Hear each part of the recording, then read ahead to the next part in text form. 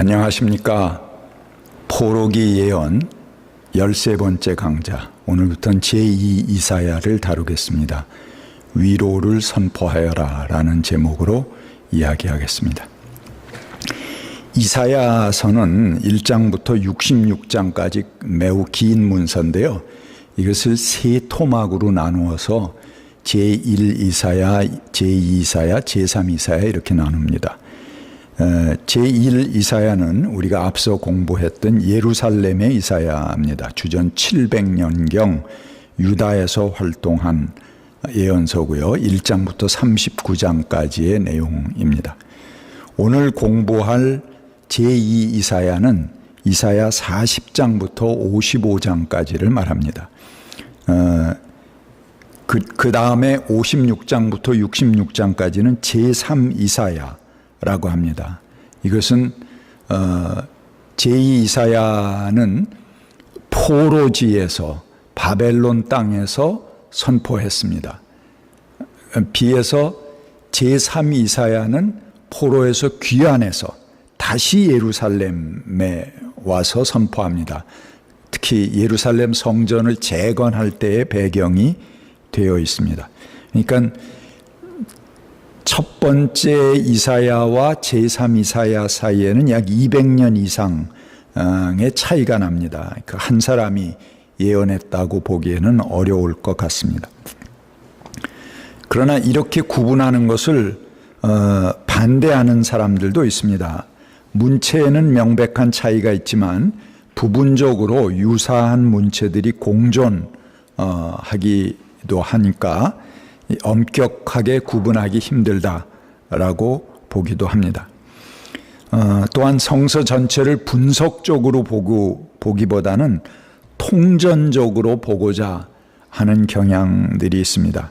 그래서 나누지 않고 보기도 하고, 더군다나 제2 이사야와 제3 이사야는 세분하지 않고 통합해서 보는 사람들이 더 많이 있습니다. 하지만 이 책에서는 이 배경을 중심으로 세 이사야를 각각 나누어서 살펴보겠습니다. 오늘은 그 중에 제2 이사야에 대해서 살펴보겠습니다. 제2 이사야의 배경은 1장부터 39장의 이사야하고는 다릅니다. 그 1장부터 39장까지 이사야는 주전 8세기이고 유다가 멸망하기 직전, 아직 나라가 있을 때 이야기입니다만, 제2 이사야는 이미 나라가 멸망했습니다. 그리고 바벨론 포로지에 잡혀와 있는 상태입니다. 주전 6세기이기 때문에 약 한 200년 가까이 차이가 집니다. 적도 1장부터 39장까지의 이사야는 아시리아가 적이입니다만 이미 아시리아는 패퇴하고 신바벨론, 바벨론 치하에 있습니다. 그리고 포로 생활 중입니다. 또 중요한 인물이 하나 등장하는데, 페르시아를 창건한 시황제, 고레스, 성경에는 고레스라고 그러는데 사이러스죠. 사이러스 왕이 등장합니다. 그의 등장이 임박해 있는 정황이 보입니다. 그래서 이사야 본문에는 바벨론이 이미 함락됐다라는 기사는 없습니다. 그리고 고레스가 막 찬양되는 것을 봐서 아마 바벨론 포로기가 끝나는 538년에 끝나거든요. 그러니까 그 이전에 한 10년 정도 어간에 제2 이사야가 속했을 것이다, 그렇게 생각들을 하고 있습니다. 포로 생활로부터 귀환이 곧 이루어질 것이라는 기쁜 소식이 전해지고 있는 정황입니다. 그리고 예언자와 그 제자들의 활동 장소는 바벨론입니다. 제2 이사야는 두 단락으로 나눌 수 있습니다. 첫 번째는 40장부터 48장까지이고 그 다음에는 49장에서 55장까지를 두 번째 단락으로 볼 수 있는데요. 첫 번째 단락은 유배에서 귀환하는 것이 주제입니다. 그리고 고레스, 사이러스에 의해서 시작될 새로운 시대, 바벨론이 물러가고 페르시아가 등장하는 그런 새 시대에 대한 기대로 가득합니다. 반면에 둘째 단락은 시온의 회복, 예루살렘의 회복에 대한 갈망이 대부분입니다. 그리고 당시 정치 상황보다는 공동체 내부의 상황에 관심을 기울이고 있습니다. 여기서 고레스에 대한 언급은 나오지 않습니다. 제2 이사야의 첫 번째 단락은 고레스의 소식을 전하고 있습니다. 저자는 그의 성품과 정책을 잘 이해하고 있습니다. 그에게 많은 기대를 겁니다. 외국 왕인 고레스를 야훼의 종이라고 그렇게 부릅니다. 내가 야훼를 말하는 거죠. 너를 지명하여 불렀다. 45장 3절에 그렇게 말합니다. 이스라엘 역사에서 외국 왕에 대해서 이렇게까지 예언자가 칭찬한 적은 없습니다. 그를 새로운 메시아로 이스라엘의 구원을 맡은 야훼의 종으로 바라보는 것입니다. 둘째 단락은 공동체가 당하는 고난에 집중합니다. 아까 49장부터 55장까지가 둘째 단락이라고 그랬죠. 여기서는 고난받는 종의 노래 4개가 계속 언급이 됩니다. 그러면서 그 노래를 통해서 자기들의 현실의 대안을 바라보는 그런 단락이라고 하겠습니다. 제2 이사야 저자에 대한 개인 정보는 매우 빈약합니다. 그가 하나님을 믿었다는 것과 개인이다 하는 그런 단 하나의 언급만이 존재할 뿐입니다. 48장 16절이 그건데요. 너희는 나에게 가까이 와서 이 말을 들어라. 처음부터 나는 은밀하게 말하지 않았다. 이 일이 생길 때부터 내가 거기에 있었다. 이제 주 하나님께서 나를 보내셨고 그분의 영도 함께 보내셨다 라고 이야기하는 부분입니다. 물론 여기에도 그의 개인적 삶에 대한 세부적인 정보는 하나도 없습니다. 그의 익명성이 아주 철저합니다. 사실상 우리는 제2사야가 남성인지 여성인지조차도 확인할 길이 없습니다. 이런 익명성은 예언자가 처한 정치적 상황과 맞물려 있다고 생각이 됩니다. 바벨론이 아직 건재한 상황에서 예언자는 바벨론의 몰락과 고레스, 페르시아의 새로운 지배를 이야기해야 했습니다. 이것은 매우 위험한 일이었을 것입니다.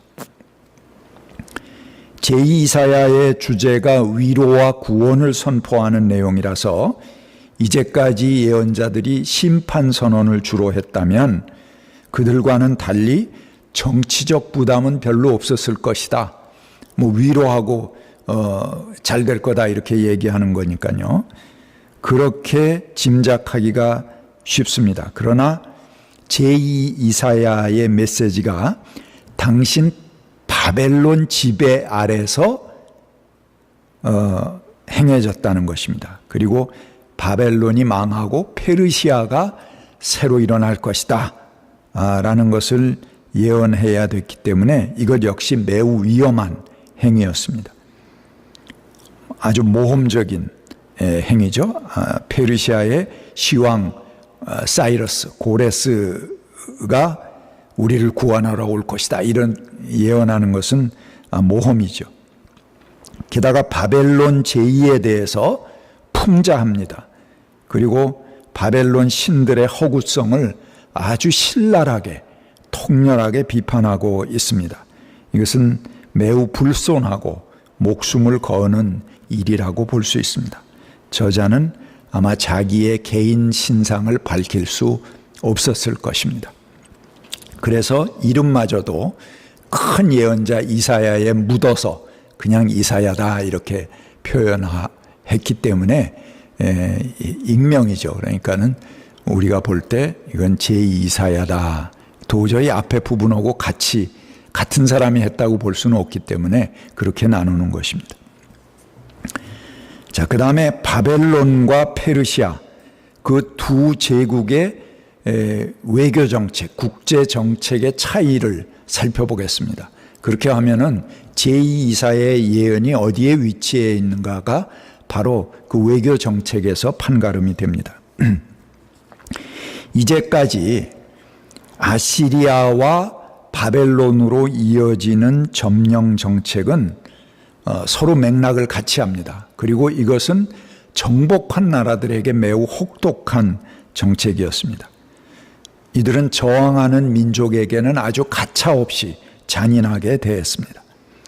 점령지의 지배층을 또 폐위시키고 바벨론으로 끌고 와서 그들 가운데 포로 생활을 하게 하고 바벨론 사람을 거기다 갖다 심고 자기들이 정복한 나라를 전부 뒤집어 엎어서 하나의 민족을 만들어 보려는 욕망이 강했던 것이 아시리아와 바벨론으로 이어지는 정복 정책입니다. 그래서 망한 나라의 지배층들은 포로로 잡혀갔습니다. 살을 바늘로 낚시 바늘로 꿰서 도망가지 못하게 해갖고 수천 리가 되는 수백 킬로가 넘는 그런 사막길을 그들을 끌고 갔습니다. 태반이 그 과정에서 죽을 수밖에 없습니다. 다행히 살아남았다고 해도 옛날 유대의 지도자로 누리던 품위는 다 사라져 버립니다. 그리고 남의 땅에 노예로 살 수밖에 없었습니다. 정복자들은 이렇게 말합니다. 엎드려라, 우리가 딛고 건너가겠다 라고 말하고 그 포로들을 땅바닥에 엎드리게 하고 길을 만들어서 그들의 등을 밟고 다녔다. 51장 23절에 그렇게 말합니다. 그들은 압제자들의 분노가 두려워서 날마다 떨었다. 51장 13절에 그렇게 표현하고 있습니다. 바벨론은 정복자를 직할 통치했습니다. 새로운 관리를 파견해서 직접 그들을 다스렸던 것이죠. 그래서 점령당한 나라의 지배자들에게는 아주 최악의 상황이었습니다. 그들의 떵떵거리던 그런 지배력, 지도력은 다 송두리째 뺏기는 것이죠. 그들의 정치적 생명은 물론이고 목숨마저도 보장받을 수가 없었습니다. 제국은 점령한 영토의 이주민들을 보내서 그 땅의 주민들과 섞여 살도록 했습니다. 바벨론은 정복한 모든 나라에 자기들 바벨론의 종교와 문화를 강요했습니다. 이런 상황에서 지배당하는 민족의 지도층들은 거세게 저항할 수밖에 없습니다. 이 죽기 아니면 살기입니다. 그래서 목숨을 건 항전과 잔혹한 피해 보복이 서로 악순환이 되는 강하게 저항하니까 이 분심도 높아지는 거죠. 그래서 정복하고 나오면 모조리 몰살시키거나 끌고 가거나 죽이는 그런 악순환이 반복되었던 것이 아시리아와 바벨론으로 이어지는 정복 정책이었습니다. 그러나 이 바벨론을 물리치고 새롭게 세계의 패권을 거머쥔 나라가 등장했습니다. 이 페르시아입니다. 그 시왕인 고레스는 전혀 달랐습니다. 그는 자기가 점령한 나라의 종교와 문화, 정치 구조를 그대로 인정해 주었습니다. 그리고 점령지의 그 왕족, 귀족들 그대로 다 존중해 줬습니다. 통치의 자율성을 오히려 보장해 줬습니다. 그러면서 대제국의 영향권 아래 흡수하는 그들을 통해서 간접적으로 통치하는 방식을 택했습니다. 왜 그랬냐? 왜 이렇게 바벨론과 페르시아의 정복 정책이 다르냐? 페르시아는 바벨론이나 아시리아가 차지했던 것보다 몇 배가 되는 굉장히 광범위한 영토를 점령한 세계 최초의 대제국이라고 볼 수가 있습니다. 그러니까 이들이 점령한 나라들이 하도 엄청나기 때문에 그 나라들을 전부 지배자들을 잡아오고 사람을 파송하고 하나로 만들고 이럴 여력이 없는 것입니다. 너무나 엄청난 경제적 비용이 드는 거죠. 그래서 페르시아는 간접 통치의 방식으로 이런 비효율성을 막아주고, 그리고 피식민지 국가의 종교나 문화, 그것을 말살하는 데서 오는 엄청난 저항감을 예방할 수가 있었던 것입니다. 그래서 이 피점령국의 저항은 그렇게 거세지 않았습니다. 페르시아 치하에서는. 그리고 페르시아의 군대에게 아주 순수하게 항복하는 경우들이 많았습니다. 그래서 페르시아는 어떤 제국보다도 더 광활한 영토를 차지했습니다. 고레스는 먼저 이런 고원의 종족들을 이란 고원, 거기가 이제 그 발원지죠. 거기에 종족들을 통일한 후에 당시에 대권을 쥐고 있던 바벨론을 무너뜨렸습니다. 그리고 그뿐만 아니라 시리아, 팔레스타인, 소아시아, 중앙아시아, 나중에는 캄비세스가 이집트까지 점령을 했고요. 다리우스는 인더스강 유역까지 점령을 했습니다. 그러니까 발칸반도 동남부에 이르는, 그리고 인도까지 이르는, 이집트까지 이르는 그 당시의 땅이라는 땅, 보이는 땅은 전부 다 점령한 셈입니다. 그들이 알고 있는 모든 영역을 점령한 셈이죠. 그래서 그 사이러스의 이런 부드러운 점령 정책 때문에 거대 제국이 됐는지, 아니면 거대 제국이 됐기 때문에 그런 부드러운 정책을 취할 수밖에 없었는지 선후 관계는 우리가 알 수 없습니다. 하지만 바벨론의 강압 정치보다는 페르시아의 관용 정책이 훨씬 효과가 있었다 하는 것은 역사의 결과가 입증해 줍니다. 그래서 이런 정책을 로마가 그대로 있죠. 그래서 로마도 관용 정책을 취하게 됩니다. 아시리아나 바벨론의 정책은 자신들이 점령한 지역의 인구를 강제 이동시켜서 각 지역들을 평준화시키려고 노력했습니다. 그러나 페르시아는 워낙 광대한 영역의 나라들을 지배했기 때문에 일일이 관리를 파견해서 통치할 수도 없었고, 더군다나 각 지역을 통합하려는 시도는 불가능했습니다. 단지 종속 관계를 분명히 하면 됐습니다. 그리고 납세를 명확히 하면은 그들을 다 인정해 주었습니다. 점령한 나라들의 그 지배 구조를 그대로 인정해 주고 종교 문화를 그대로 인정했기 때문에 오히려 그 점령당한 나라의 지배층들은 자신들의 지배 구조에 안정감을 더할 수 있었습니다. 자기들끼리라면 언제 치고받고 그 정권이 바뀔 수도 있는데, 이건 뒤에 커다란 형님 제국 나라가 그들을 인정해 주잖아요. 그러니까는 확실하게 도장을 받고 자기들의 정권의 안정을 취할 수 있는 그런 기회이기도 했습니다. 페르시아는 그 점령한 전 제국을 20개의 주로 나누어서 총독을 임명했습니다. 그리고 마치 그 우리나라의 암행어사 제도와 비슷한 칙사 제도를 활용했습니다. 그들을 왕의 눈 또는 왕의 귀라고 부릅니다. 그러니까 황제의 귀와 황제의 눈이 돌아다니면서 감찰하는 것이죠. 중앙정부는 그들을 보내서 통제권을 강화하고 강력한 중앙 집권적인 체제를 유지해 갔던 것입니다. 실제로 고레스는 바벨론을 정복한 다음에 유다를 비롯해서 바벨론에 억류됐던 모든 사람들, 그들을 각자의 나라로 전부 귀환시켜 버립니다. 이건 그 페르시아의 점령 정책 자체가 바벨론하고 달랐기 때문에 그런 거죠. 그들을 다 하나로 섞으려고 하는 게 아니고 간접 통치니까 그 지배자들을 다 돌려보내서 오히려 그들을 통해서 통치하는 그런 정책으로 바뀌었던 것입니다. 그래서 제2 이사야는 바로 이런 여명의 순간을 봅니다.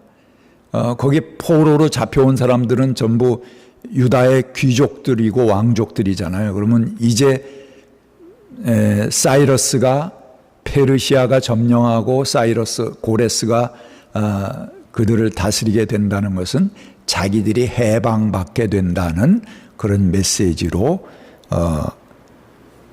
보고, 그리고 제2이사야는 그들 앞에 희망의 메시지를 선포했던 것입니다. 그래서 제2이사야의 메시지의 중심은 위로와 희망의 메시지입니다.